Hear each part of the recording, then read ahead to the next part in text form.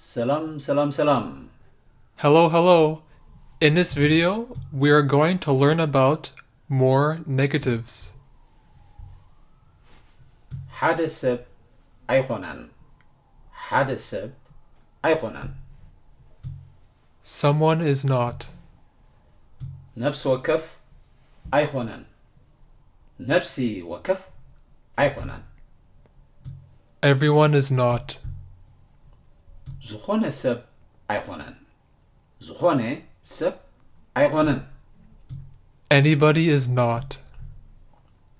ዝኾነት ሰብ ኣይኮነትን ዝኾነት ሰብ ኣይኮነትን Anybody is not.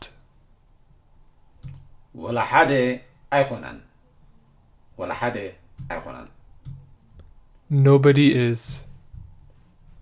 ወላ ሓንቲ ኣይኮነትን ወላ ሓንቲ ኣይኮነትን Nobody is. ገለ ሰብ ኣይኮነን ገለ ሰብ ኣይኮነን Somebody is not. ገለ ሰብ ኣይኮነትን ገለ ሰብ ኣይኮነትን Somebody is not. ሓደ ወይ ድማ ገለ ኣይኮነን ሓደ ወይ ድማ ገለ ኣይኮነን One is not. ሓንቲ ወይ ድማ ገለ ኣይኮነትን One is not. እዚ ኣይኮነን እዚ ኣይኮነን This is not. እዚኣ ኣይኮነትን እዚኣ ኣይኮነትን This is not. እቲ ኣይኮነን እቲ ኣይኮነን That is not. እቲኣ ኣይኮነትን እቲኣ ኣይኮነትን That is not. እዚኣቶም ኣይኮናቶምን እዚኣቶም ኣይኮናቶምን These are not. እዚኣተን ኣይኮናተንን እዚኣተን ኣይኮናተንን Remember ኩሉ ግዜ ንኣ ና ትድመጽ ምዃና ምዝከር እዚኣ ንኣ ዝነበረት ብና ገይረተከ ኣለኹ እዚኣተን ኣይኮናተንን ኣይኮናተንን These are not.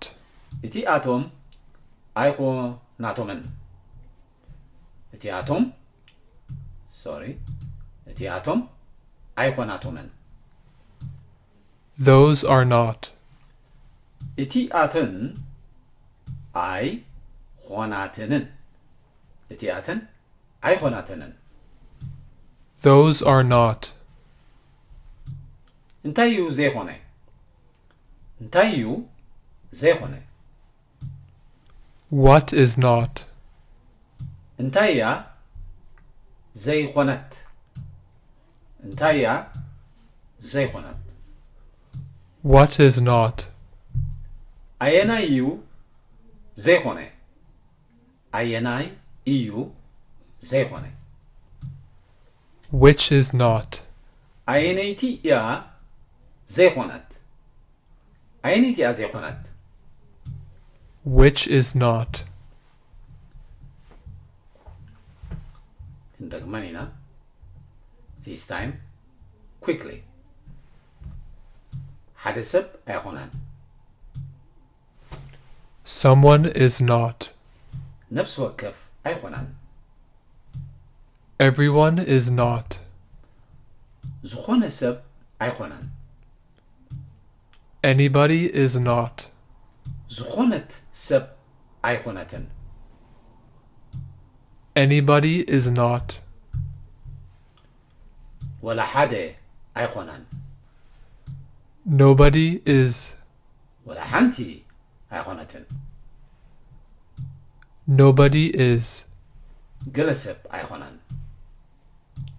Somebody is not. ገለ ሰብ ኣይኮነትን Somebody is not. ሓደ ወይ ገለ ኣይኮናን One is not. ሓንቲ ወይ ገለ ኣይኮነትን One is not.